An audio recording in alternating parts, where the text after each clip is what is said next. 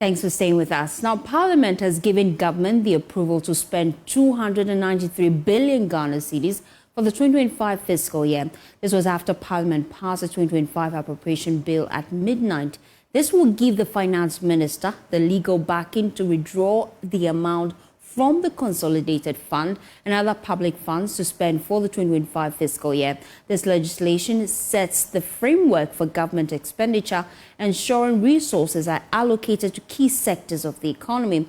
The approved budget outlines significant allocations with 68 billion Ghana cedis earmarked for wages and salaries. Additionally, 13 billion Ghana cedis has been designed and designated for the settlement of arrears, addressing outstanding financial obligations also from previous years. Now, this is how the Appropriation Bill was passed on the floor of Parliament. That the Appropriations Bill 2025 be now read the third time. So, Speaker, I want to use this opportunity to thank honourable members for the cooperation and the support, and for the diligent work done to see this budget process through. Thank you very much, Mr. Speaker. Honourable members, motion duly moved. Any seconder? Yes, Honourable Minority Chief Whip. Speaker, I rise to second the motion. Honourable members, motion moved and seconded, and it is for the consideration of the House. The question is, as many as are in favour of the motion numbered 35 on the main order paper at page 12, say aye. Aye. Those against say no. Honourable members, the ayes have it. The motion is accordingly adopted. An act to provide for the withdrawal of sums of money necessary to meet government expenditure for the 2025 financial year from the Consolidated Fund and other public funds and for related matters. Honourable members, the motion for the third reading. Honourable members, the Appropriation Bill 2025 is now read the third time and accordingly passed.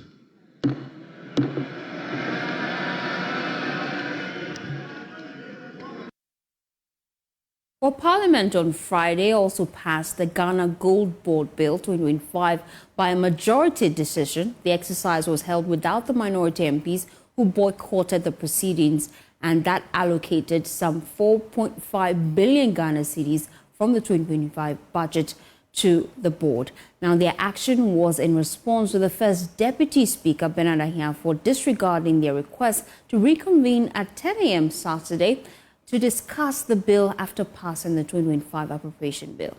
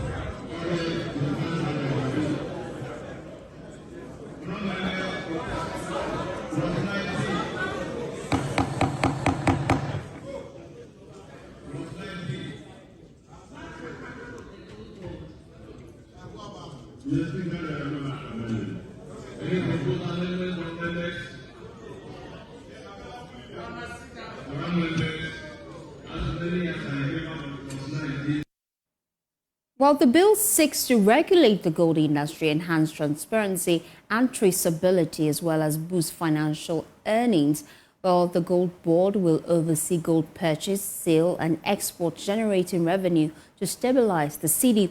Let's listen to the Finance Minister, Dr. Kasia Latofosin, and the Majority Leader, Mahama Ayariga, express optimism that the Gold Board will indeed stabilize the cedi. I beg to move that the Gold Board Bill 2025 be now read the third time. So, Speaker, I so move. All members, motion move. Any seconder? Mr. Speaker, I second the motion. All members, motion move and seconded, and it is for the consideration of the House. Honourable members, as many as are in favor of the motion, say aye. Those against, say no. The ayes have it. The motion is accordingly adopted. An act to establish the Ghana Gold Board to oversee, monitor, and undertake the buying, selling, and export of gold and other precious minerals, promote value addition to the gold and other precious minerals of the country, support responsible mining and accumulation of gold reserves by the Bank of Ghana, generate foreign exchange, and provide for related matters. Honourable members, the Ghana Gold Board Bill 2025 is now read a third time and passed. Majority Leader. Mr. Speaker, I recall that two nights ago, when we were adjourning, we promised to write copious letters. Mr. Speaker, tonight, or this morning, the promise is that by the time you get here at 12 noon, there will be gold bars in your pigeonholes.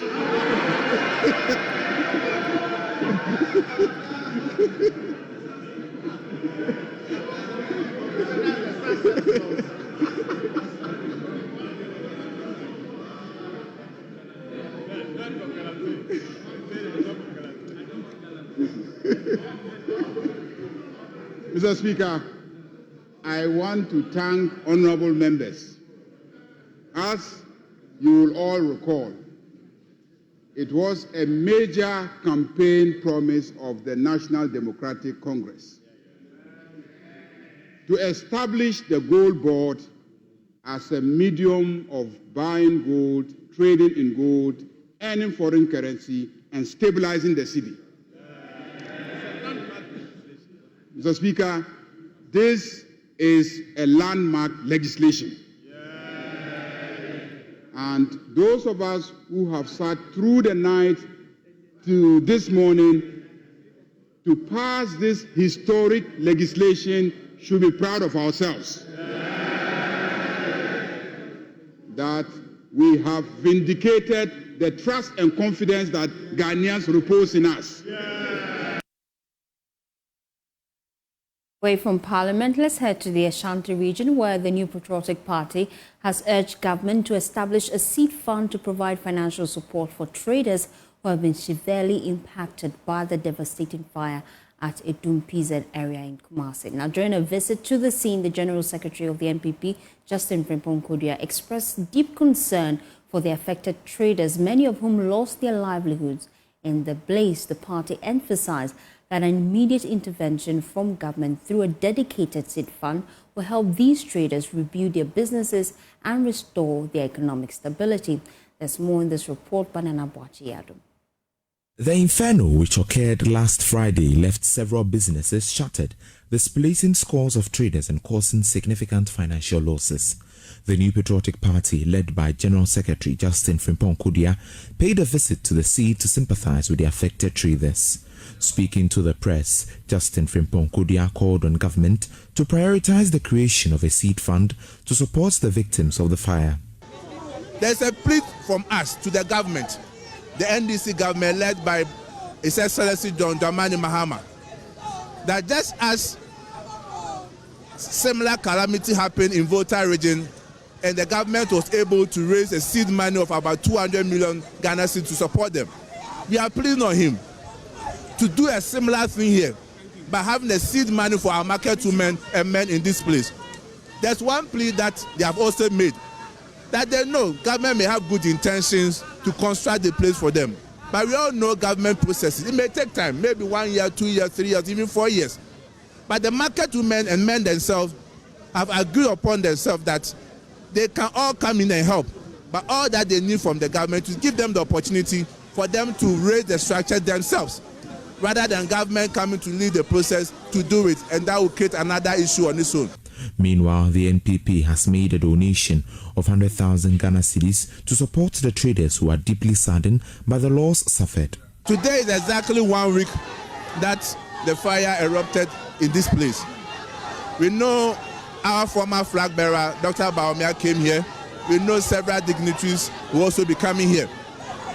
But today, the National Party, the New Patriotic Party, on behalf of our national chairman, Mr. Stephen Ayesu team, he has dispatched myself, the General Secretary, the National Organizer, and the Regional Party led by Chairman Untumi and Regional Executives and our Constituency Executive to officially come here and have a first-hand assessment of the calamity that has happened in this place. But we can assure the good people of this market and Asante that the NPP, the New Patriotic Party, will never turn our back on them. Even in opposition, we have managed to raise some funds to come and support them. We came here today to make a donation of 100,000 Ghana cedis to support the cause of rebuilding these structures in this place. For JoyNews, Nana Boachidankwe Kumasi. With nearly 70% of court cases in Ghana linked to land disputes, legal experts are urging stricter enforcement of the Land Act 2020 Act 1036 to curb fraudulent transactions and protect buyers. While speaking at the 5th edition of Law for Society, a legal education forum in Accra, head of chambers at ABBA Consult, Emmanuel Bright, called law enforcement agencies to enforce the act. There's more in this report. Ghana's land litigation crisis took center stage at the 5th edition of Law for Society, an annual legal education forum organized by the Robert Smith Law Group in Accra. This year's event, themed Land Acquisition in Ghana, the Law, Policy and Practice, shed light on the alarming statistics that land disputes account for nearly 70% of all legal cases in the country. Speaking to JoyNews, Emmanuel Bright Atoko, head of chambers at ABA Consult, called on law enforcement agencies to fully implement the Land Act to curb fraudulent land transactions and protect buyers. Luckily for us, under the new Land Act, Act 1036, issues such as land guard activities and all that have been proscribed. And the terms of punishment range from 5 years to even 15 years. So the question which now lingers on is about enforcement. Enforcement must go hand in hand with the law. As for the law, it is lying there. But it is necessary that the law enforcement agencies also take up the responsibility to ensure that the rights of the citizen are protected. He further advised potential buyers to conduct thorough due diligence beyond just acquiring land site plans to avoid falling into legal disputes. This is necessary because if you have not seen for yourself the land that somebody proposes to sell to you, and you want to rely on only a site plan that the person gives you, you are likely to buy litigation. So it is necessary you yourself, you have a look at the land. If possible, engage a surveyor. Lead consultant for Robert Smith Law Group and a private legal practitioner, Bobby Bunton, also cautioned the public to engage only certified real estate agents to prevent being defrauded. Every year, to be certified to be able to be real estate brokers, so that they do not conduct themselves in a manner you hear in the news, or people say that, oh, this person said he's an agent, he took my money, didn't bring it, didn't lead me to the property, or double-crossed me, or was acting as agent for the seller at the same time as the buyer, so I didn't know whose interest he wanted to protect and all of that. So the law provides that regulation. And if you are dealing with a real estate agent, the first question to ask is, are you certified? Are you qualified? Now, that question would help you determine whether this person understands the duty of being a real estate agent. And furthermore, if the person takes any step that is in breach of the law or those duties, you can go to the Real Estate Agency Council which has been established by law to regulate their activities. The event attracted high-profile personalities, including acting Regional Lands Officer Surveyor Timothy Anidoho and the Chief of Asante Achimachia Sinana Tabuno Bonso III. Collins Frimpon's report read to you. Appeal Court Judge Justice Alexander Osei-Tutu has raised concerns over Ghana's failure to effectively implement various land reform measures outlined in the Land Act 2020, questioning its impact on resolving the country's persistent land disputes. Speaking to Joy News at the 5th edition of the Law for Society seminar themed Land Acquisition in Ghana, the Law Policy and Practice, Justice Osei-Tutu revealed that over 70% of legal disputes in the court are land-related, indicating a continued cycle of land conflicts despite legal reforms. He highlighted key challenges the Land Act was intended to address but has yet to resolve. I do not see significant progress being made because we see that most of the issues that were most of the novelty or the new areas the law sought to introduce are still persistent. Land guards. Section 12 of the Land Act now criminalizes land guard activities. But you go all over the place, land guards activities are there. And how many people are even interested in the land law or are familiar with the land law? How many times have we organize such lectures or conferences to educate even lawyers about the provisions of the land law? So I think a lot has to be done when it comes to if you want the new law to work. Justice Osei-Tutu further attributed the high number of land litigation cases to multiple land ownership claims and government's flawed land disposal practices. Area where we are having challenges, identifying who is the head of a particular family. So you deal with one person, it turns out that he's not the head. So you see one land being sold by 2, 3, 4 persons. But when it comes to government lands, the government use legislation to acquire lands. We call it compulsory acquisition. And normally these lands are acquired for the purpose of for public use. If those lands are not used, the law expects the land to be returned to the original owners first. But sometimes these lands are sold to prospective developers. So it turns out that the allodia, when I talk about the allodia, the original owners, they get to know that, our lands, if the government is not using, then we should go for our lands. Meanwhile, the chief of Asante Achimachia Sinana Bonso III has called on government to return lands that were leased for development projects but remain unused and have been sold. The one that you took the land from, you must consult. Granted that chiefs or our forefathers fought with their blood to acquire the land. And somebody comes in, yes, and we need the land for this. Okay, yes, they can take it. And then later on the land is given to the government. The government then begins to lease the land out for other purposes. That's why I was saying that we the chiefs must come together and speak to the government and say, yes, the people are our people. Naturally, the people are the people of the chiefs, people of the stools, people of the families. So they must come back to us. And then we can say, okay, if you want to give the lands out for any other reason, then we must have interest in whatever purpose that we are going to give. Because the whole point is that Nananum doesn't get anything from the land that has been given out. And look at the Greater Accra lands. It's been given out to the state. State is making a lot of money. You're still watching JoyNews Prime. We'll be back after this breather. Thanks for staying with us here on JoyNews Prime. Well, the Tertiary Education Workers Union of Ghana are demanding representation on the Governing Council of the Kwame Nkrumah University of Science and Technology. This is in response to a similar demand by its rival union, the Teachers and Education Workers Union of the Trades Union Congress. Addressing the press, TU Ghana emphasized that their representation is crucial to ensuring fair and equal representation of all staff at the university, failure of which will lead to a strike. The Tertiary Education Workers Union of Ghana has raised concerns about the proposed removal of the union from the Governing Council of the Kwame Nkrumah University of Science and Technology.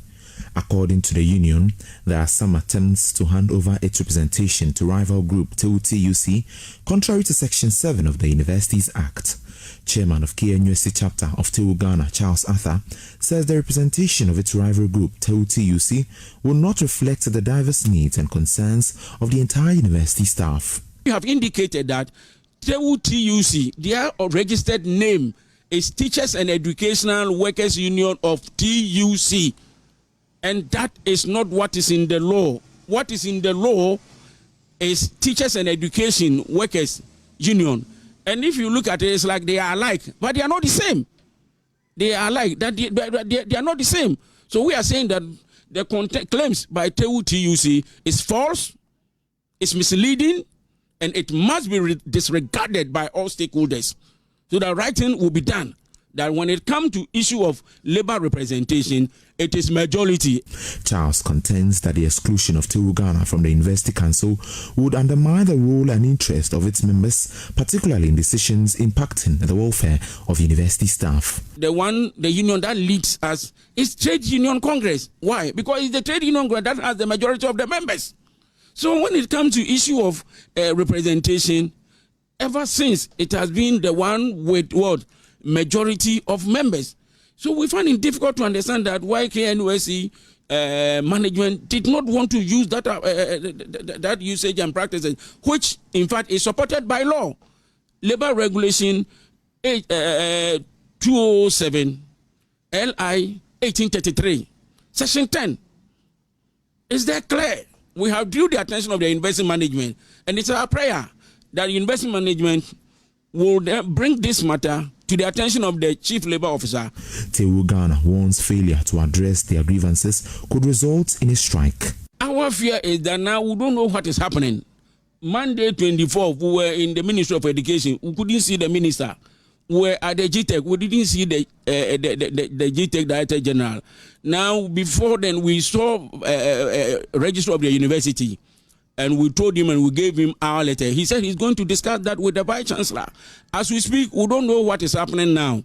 And we don't know when the council is going to be reconstituted. And we don't want any surprises. As to why this briefing, that Minister of Education should come out boldly to come and to talk on this matter, to resolve this matter, so that there will not be chaos or industrial disharmony on KNUST campus. For JoyNews, Nana Boache Dankwe Yadom, Kumasi. Well, that's how we wrap up the bulletin. We appreciate your company. For more news, please log on to myjoyonline.com. My name is Faustina Safo. Good evening.